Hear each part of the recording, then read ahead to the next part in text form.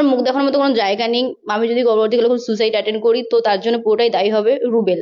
আমার পাড়া বা আমার এলাকা, আমি যেখানে পড়াশোনা করি কোথাও আমি মুখ দেখাতে পারছি না। আমাদের পাড়া থেকে আমাকে বলেছে যে এই মেয়ে যেন ঘরে না ঢোকে। বক্তব্য বলতে এই ভিডিওটা একান্ত আমার পার্সোনাল ভিডিও ছিল। আমার ফোন থেকে আমাদের খুব কাছেরই বন্ধু রুবেল নামে একটা ছেলে সেই ভিডিওটা চুরি করে নিয়েছে। নিয়ে দীর্ঘদিন আমাদের ব্ল্যাকমেল করেছে। ব্ল্যাকমেলের আমরা যখন শিকার হইনি, তো এখন আমরা দুজন অন্য জায়গায় কাজ করতে যখন চলে এসেছি তখন ওই ভিডিওটা পোস্ট করে দিয়েছে। তো আমরা ভাবতেও পারিনি ভিডিওটা সে পোস্ট করবে। শফিকের সঙ্গে তোমার সম্পর্ক কি? আমরা রিলেশনশিপে আছি কতদিন থেকে আছো? সামথিং 1.5 বছর। ভিডিওটা কতদিন আগে? 1.5 বছর আগেকার। আমি আপনাদেরকে আবার অনুরোধ করছি যে ভিডিওটা আপনারা আর কেউ পোস্ট করেন না, আর আপনাদের ফোনে থাকলে ভিডিওটা ডিলিট করে দেন। আর আমাকে কেউ ইনস্টাতে এবং ফেসবুকে বাজে বাজে কমেন্ট করবেন না, আর কোলাবোরেশন তো করবেনই না। আমার নিজেরই খারাপ লাগছে ভিডিওটা, কারণ আমি তো ভুল করেছি।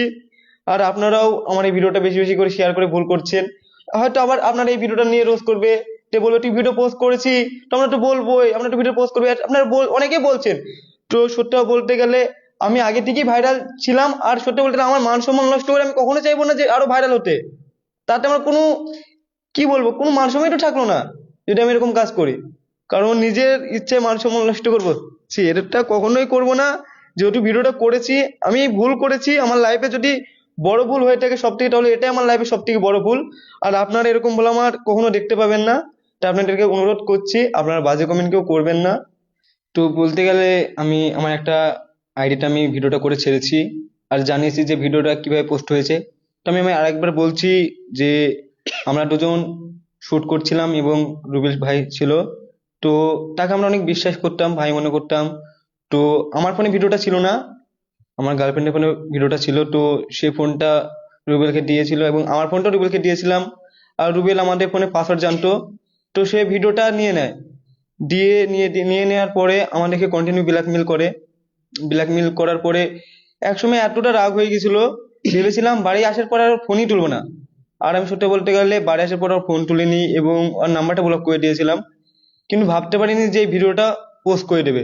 যখন পোস্ট করে দেয় তখন অনেক ফোন করেছি, অনেকজনকে ফোন করেছি, তখন আমার ফোন কেউ তোলেই নিকো। তো এটুকুনি। ভিডিওটা কতদিন আগেকার ভিডিও? ভিডিওটা এক এক বছর 1.5 বছর হবে। 1.5 বছর হয়ে গেল? তখন পোস্ট না, না 1 করে বছর আগেকার। এতদিন পরে পোস্ট করছি, এর মধ্যে কি কোনো পোস্ট করছে বলতে গেলে আমার এর আগে একটা ঘটনা ঘটেছিল। তো আমি জেলে চলে গিয়েছিলাম। তো তখন ভিডিওটা তার কাছে ছিল। আমি জেলে আসার পরে তার সাথেই ছিলাম এবং তার সাথে ভিডিও করছিলাম, সবকিছু করছিলাম। তারপরে অনেকটা রাগ হয়ে গেছিল, তারপরে ফোন টোন তুলিনি, সেজন্য ভিডিওটা পোস্ট করে দিয়েছি। আমি হয়তো এখন বলছে যে এই সমাজে আমি একটাই খারাপ ছেলে আছে আমার মতন, এবং এই ভিডিওটা আমি একাই করেছি, আর কেউ করেনি। সত্যিটা বলতে গেলে আমার দুটো বন্ধু আছে, সে বন্ধু দুটো বললো যে তোমার মতন ভাই অনেক কাজ করেছে কিন্তু তারা ভাইরাল নেই, সেজন্য তোমার ভিডিওটা কেউ পোস্ট করছে না এবং তাদেরকে নিয়ে ট্রোল করছে না।